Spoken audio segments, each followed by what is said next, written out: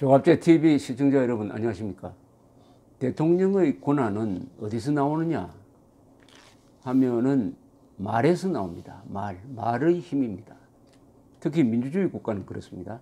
대통령이 하는 연설, 논평 이것은 빠짐없이 전달이 됩니다. 그것을 통해서 국민들이 방향 감각을 갖게 되고 어떤 가치관의 기준을 삼게 됩니다. 지도자가 어느 방향으로 가느냐에 따라서 그 아래 사람들이 자신의 행동을 정합니다. 선박이 아주 황천항해를 할 때, 즉 폭풍소로 들어갈 때 선원들은 다 불안합니다. 그러면 선장을 쳐다봅니다. 선장이 대담하게 의젓하게 대응하면 안심을 합니다. 비행기에 타고 있다가 갑자기 낭귀류를 만났을 때 승객들은 본능적으로 스튜어디스를 봅니다. 스튜어디스가 뭐 이런 거는 예사 일이라 것처럼 덤덤하게 행동하면은 안심을 합니다. 그러나 스튜어디스가 새파랗게 질려가지고 소리 지르고 하면 어떻게 되겠습니까? 그만큼 대통령의 말이 중요합니다. 행동이 중요한데 이 미국 대통령 중에서 이 말로서 소련을 붕괴시켰다는 평가를 받는 사람이 있습니다. 이 사람이 레이건 대통령입니다. 레이건 대통령. 레이건 대통령의 말, 유명한 악의 제국 연설. 이것을 제가 설명드리려는 이유는 지금 트럼프 대통령은 말의 힘으로서, 대통령이 가진 말의 힘으로서 김정은 정권을 지금 살려주고 있습니다. 동시에 북한 주민들을 배신하고 있습니다. 트럼프 대통령이 김정은은 인민들을 사랑하는 사람이다. 인민도 김정은을 좋아한다라고 이야기를 했을 때 북한 주민들 중에 양심 있는 사람들이 얼마나 실망을 했겠습니까? 얼마나 배신감을 느꼈겠습니까? 미국을 향해서 아마 침을 뱉고 싶었을 것입니다. 더구나 트럼프 대통령이 김정은을 작년에 막 몰아붙일 때 트럼프의 기대를 하면서 이 정권이 수명이 그렇게 길지 않겠구나라고 희망을 가졌던 사람들이 느낄 배신감은 지금 제가 이 편안한 광화문에 앉아서 생각하는 것과는 얼마나 다르겠습니까? 그 사람들의 심정을 생각하면은 트럼프의 이 최근 만행, 독재자를 칭송하는 이 만행은 정말 용서할 수 없는 이 권력자의 실수입니다. 실수란 말도 여기에는 좀 적당하지 않는 것 같습니다. 이 레이건 대통령이 그 유명한 악의 제국 연설을 할 때가 1983년 3월이었습니다. 3월 8일인데 플로리다주 올랜도에서 미국 복음주의 기독교 협회의 전국 대회가 있었습니다. 트럼프 대통령의 지지 기반이죠. 이 사람들이. 이 자리에서 레이건 대통령은 연설을 하는데 소련을 악의 제국, The Evil Empire라고 부릅니다. 그런데 이 단어 때문에 이 연설이 역사적인 연설이 되었습니다. 소련 및 동구 공산권을 무너뜨린 한 계기가 되었다는 평가를 받고 있을 정도입니다. 연설문 작성자는 안토니 돌란이라는 사람인데 이 사람이 The Evil Empire란 말을 넣었더니 연설문 초안을 검토한 국무부와 백악관 NSC에서는 반대를 해가지고 그 단어를 빼버렸습니다. 그때마다 레이건 대통령이 직접 다시 그 단어를 써넣었다고 합니다. 레이건은 이 연설에서 이렇게 이야기합니다. 공산주의자들은 도덕성이라는 것은 계급의 이익에 종속되는 것이며 구체제를 말살하는 데 필요한 모든 것이 도덕적이라고 생각한다. 이렇게 비판을 하면서 공산주의자들은 현 세계에서 악의 중심이다. 악의 제국이 가진 공격적 본능을 애써 무시하고 미소 양국을 똑같이 비판해야 자신이 우쭐해지는 위선에서 벗어나 옳은 것과 그른 것, 선과 악을 직시하자 이렇게 이야기합니다. 이 문장 속에 레이건 대통령이 공산주의의 본질을 정확하게 보고 있다는 것을 알 수가 있습니다. 공산주의자들은 도덕성을 계급투쟁론에 종속시킨다. 즉 혁명에 도움이 되는 것이 바로 도덕적인 것이다. 혁명에 도움이 되는 것이라면은 거짓말하든지 사기를 치든지 선동하든지 사람을 죽이든지 하는 것도 다 도덕적인 것이다. 반대로 혁명에 반대되는 것은 그것이 착하든지 정의롭든지 법을 지킨다든지 해도 그것은 반혁명적인 것이니까 말살해야 된다. 이것이 공산주의 도덕이다. 이렇게 하면서 이런 공산주의의 본질을 무시하고 무슨 문제가 생기면은 미국과 소련 양쪽을 다 같이 비판한다. 일종의 양비론이죠. 그렇게 하면 자기가 우쭐해진다. 이런 위선은 안 된다. 선과 악을 직시하자. 이런 이야기입니다. 이건 그대로 지금 한국 지식인들한테 적용되는 이야기라고 생각을 합니다.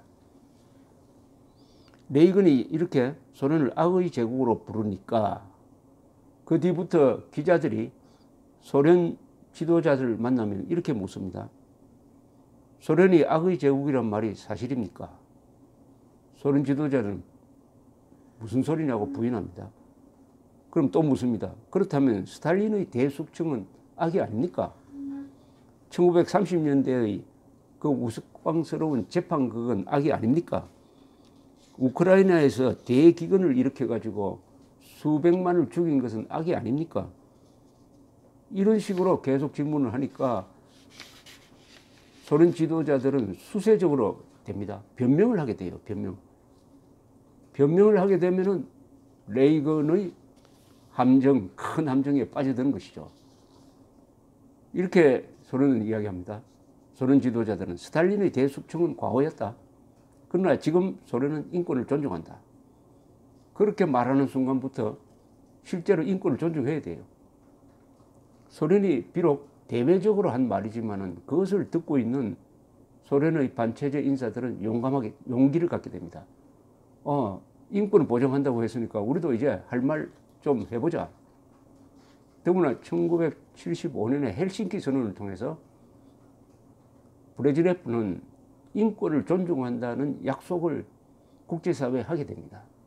그때부터 반체제 인사들이 조직을 하고 용감한 발언을 하기 시작하는데 여기에 레이건 대통령이 악의 제국이란 말을 함으로써 결정적인 격려를 보내게 되었다. 이런 이야기죠. 소련이 붕괴된 이후에 미국과 러시아가 핵군축 회담을 하는데 한 소련 장군이 술을 마신 뒤에 갑자기 흥분 상태가 되어가지고 주먹으로 책상을 꽉 치면서 미국 측 대표들을 향해서 이렇게 말했다고 합니다. 당신들은 소련이 왜 망했는지 아느냐? 모르겠다고 하니까 그 망할 놈의 악의 제국 연설 때문에 망했습니다. 소련은 정말 악의 제국이었습니다. 이렇게 이야기하더랍니다. 악의 제국이란 말 한마디가 소련 사람들의 체제를 보는 눈을 바꿔버렸다는 그런 이야기죠. 이렇게 소련에 대해서 강경론을 펴는 레이건을 또 당시에 양비론 좋아하는 미국의 지식인들이 비판을 했습니다. 너무 그렇게 강경하게 몰아붙이면은 소련도 강경하게 나온다.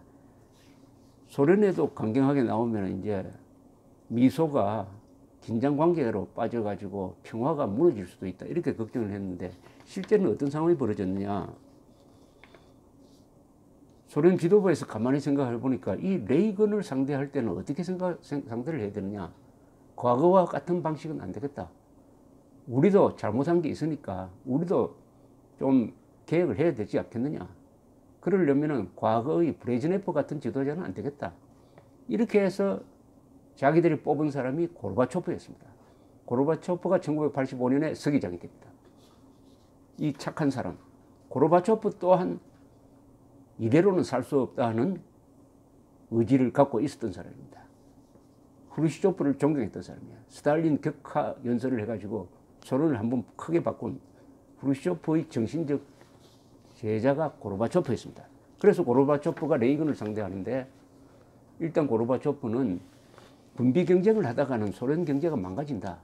그러니까 군비 경쟁을 안 하려면은 레이건이 주창한 별도의 전쟁, 즉 소련에서 날아오는 핵미사일을 완벽하게 우주에서 막는 기술을 개발하겠다고 레이건 대통령이 선언했습니다. 그걸 SDI라고 그러는데 흔히 스타워즈라고 합니다.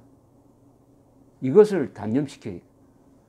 이것을 미국이 실전 배치하지 않아야 소련이 그게 대응해서 또 핵미사일 기술을 고도화하는데 돈을 들이지 않게 되니까 이것을 단념시키려고 1986년에 아이슬란드 레이캬빅에서 만나서 소련이 대담한 양보를 합니다. 그러나 마지막에 레이건 대통령한테 부탁을 해요. 별도의 전쟁 계획은 제발 실험실에서만 해주세요. 실전 배치는 안 했으면 좋겠습니다. 이 약속을 해주세요라고 했는데 레이건 대통령이 딱 잘라서 거절했습니다. 그래서 그 회담이 깨져버렸어요.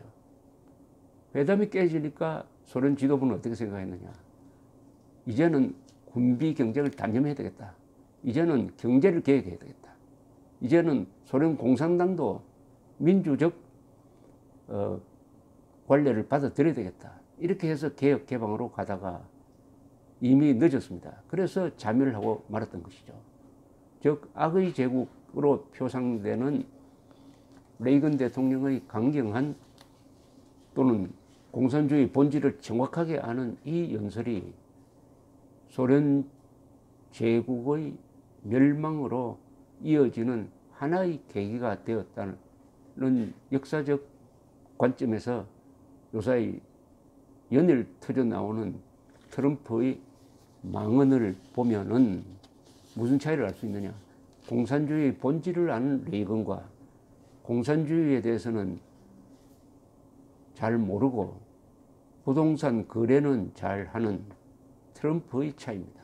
레이건 대통령은 이렇게 이야기했습니다. 공산주의와 반공주의자의 차이는 뭐냐? 공산주의자들은 마르크스와 레닌을 읽은 사람이다. 그러나 나 같은 반공주의자는 마르크스와 레닌을 잘 아는 사람이라고 했습니다. 마르크스와 레닌을 잘 아는 사람이 마르크스와 레닌을 읽기만 한 사람을 이긴 게 바로 동서냉전에서 자유세계가 이기게 된 원동력이었다는 뜻입니다. 감사합니다.